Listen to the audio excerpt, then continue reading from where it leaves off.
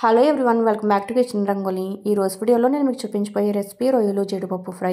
ఈ రొయ్యలు జీడిపప్పు ఫ్రైని చేసుకోవడం చాలా ఈజీ అండి. నేను ఈరోజు ఈ వీడియోలో సింపుల్ ప్రాసెస్లో రొయ్యలు జీడిపప్పు ఫ్రైని టేస్టీగా ఎలా చేసుకోవాలనేది షేర్ చేయబోతున్నాను. ఈ రొయ్యలు జీడిపప్పు ఫ్రైని వంటరాని వారు కూడా చాలా ఈజీగా చేసేసేయచ్చండి.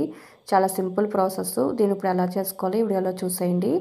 ఈ రొయ్యలు ఫ్రై చేసుకోవడానికి నేను ముందుగా ఇక్కడ 1 kg వరకు రొయ్యలు తీసుకున్నాను. రొయ్యల్ని వలిస్తే ఇక్కడ 500 grams నుంచి ఒక 700 grams వరకు వచ్చాయి.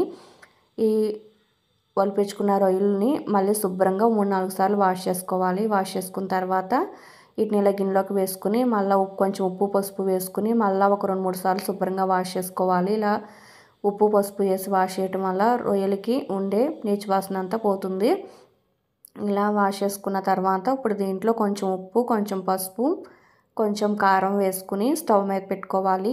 ఇవి మరీ ఎక్కువ వేయనవసరం లేదండి. కొంచెం ఒక 1/2 teaspoon వరకు వేసుకుంటే సరిపోతుంది. అన్నీ కలిపి వేసుకుని రొయ్యలకి బాగా పట్టించి ఈ గిన్నెని తీసుకెళ్ళి స్టవ్ మీద పెట్టేసి ఒక 5 to 8 minutes పాటు మీడియం ఫ్లేమ్లో ఉడికించుకోవాలి.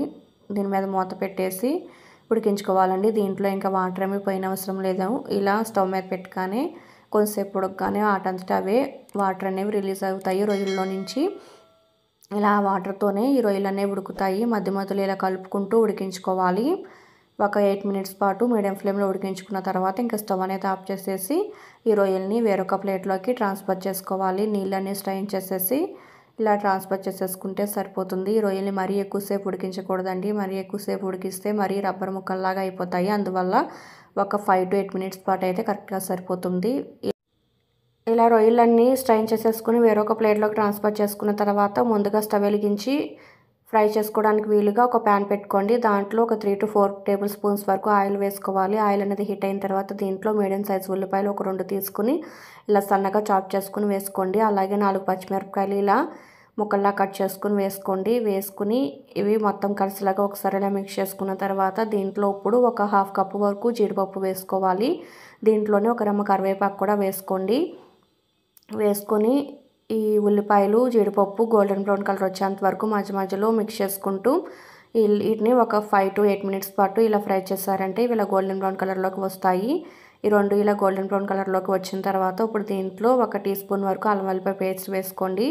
అల్లం వెల్లిపాయ పేస్ట్ వేసుకుని మొత్తం కలిసిలాగా ఒకసారి ఇలా మిక్స్ చేసుకుని అల్లం వెల్లిపాయ పేస్ట్ పచ్చివాసన పోయేంత వరకు కొంతసేపు ఇలా ఫ్రై చేసుకోవాలి. ఒక 2 minutes పాటు ఫ్రై చేసుకుంటే సరిపోతుంది. ఒక 2 minutes ఇలా ఫ్రై చేసుకున్న తర్వాత దీంట్లో ఇప్పుడు ముందుగా మనం ఉడికించి పక్కన పెట్టుకున్న రొయ్యలను వేసేసుకోండి. వేసుకుని మొత్తం కలిసిలాగా ఒకసారి ఇలా మిక్స్ చేసుకుని ఒక 5 నిమిషాల పాటు ఈ రొయ్యలని వేయించుకోవాలి. మధ్య మధ్యలో ఇలా కలుపుకుంటూ వేయించుకోండి. ఒక 5 నిమిషాలు ఇలా వేయించుకోవటం వల్ల టేస్ట్ అనేది చాలా బాగుంటుంది. మధ్య మధ్యలో ఇలా కలుపుతూ ఉండాలి, లేదంటే కనుక అడుగు పట్టేస్తుంది. అందువల్ల ఇలా కలుపుకుంటూ వేయించుకున్న తర్వాత దీంట్లో ఇప్పుడు రుచికి సరిపడినంత ఉప్పు వేసుకోండి. ఉప్పు అనేది చూసి వేసుకోవాలి. ముందు మనం ఉడికించేటప్పుడు వేసాం కదా, అందువల్ల మరీ ఎక్కువ వేయకూడదు. అలాగే దీంట్లో ఒక 1/2 teaspoon వరకు పసుపు, అలాగే ఒక 2.5 teaspoons వరకు కారం వేసుకోండి. కారం అనేది ఇక్కడ మీ స్పైస్ లెవెల్ని బట్టి చూసి వేసుకోండి.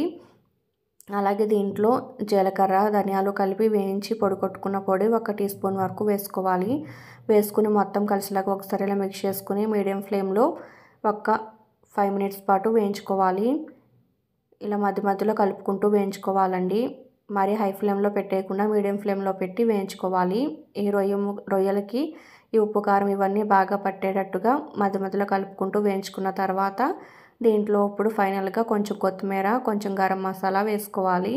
వేసుకుని మొత్తం కలిసిలాగా ఒకసారి ఇలా మిక్స్ చేసుకుని మరొక 2 minutes పాటు వీటిని వేయించుకున్న తర్వాత ఇంకా స్టవ్ అనేది ఆఫ్ చేసేసుకోవటమే.